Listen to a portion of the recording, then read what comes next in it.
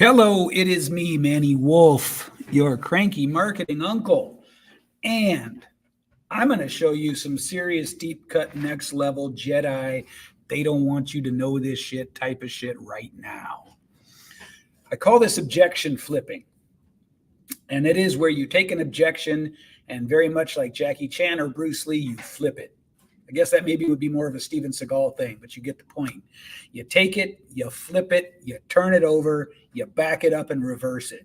What the hell am I talking about? Well, listen up close on this one because I'm going to keep this fast and it's going to be down and dirty and you have to take notes. You have to replay the video.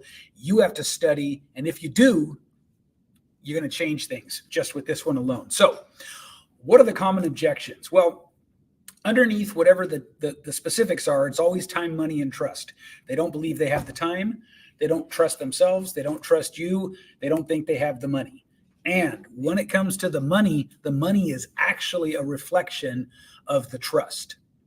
Just putting that out there. So here's what you do. Check this out. You sit down, you do the work, you make your brain work, and you write an exhaustive list of objections. Write down every objection you can remember getting in as great a detail as possible. Google a list or ask ChatGPT for a list of the most common objections in the world. Find the objections. Find the ones that are relevant to you and make a list like so. Whoop. Like this. And on this side, you write all your objections, all of them, just write them down. And so that's whatever side I just said that was. This side is your objections. Over here, you figure out a story, a first-person narrative about a time you dealt with the objection, how you handled it, and the amazing results it gave you. When you do this and you start putting it into your content plan, what happens is you are speaking in a firsthand way. By the way, no one can argue with your story. It's better than trying to put facts and statistics because you can't argue with a story.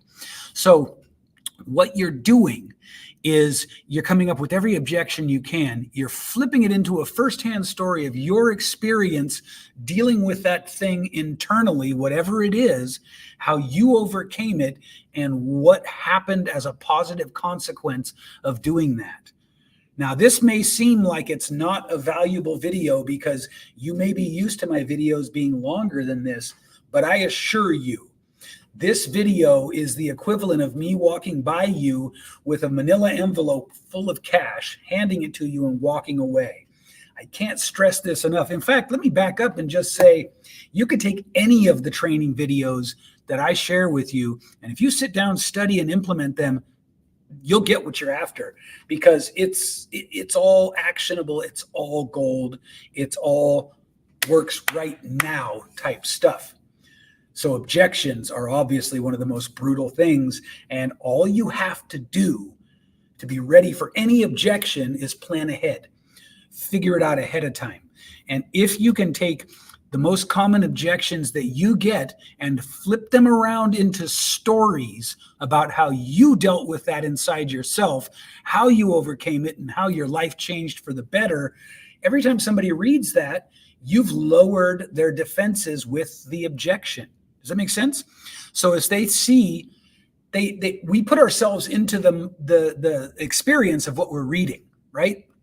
And so if you read a story about me dealing with a money objection or a time objection or a trust objection, how I overcame it, how I pushed through in spite of myself and had a great result, the automatic assumption is that that'll work for me too, for you too, whatever. You get what I'm saying?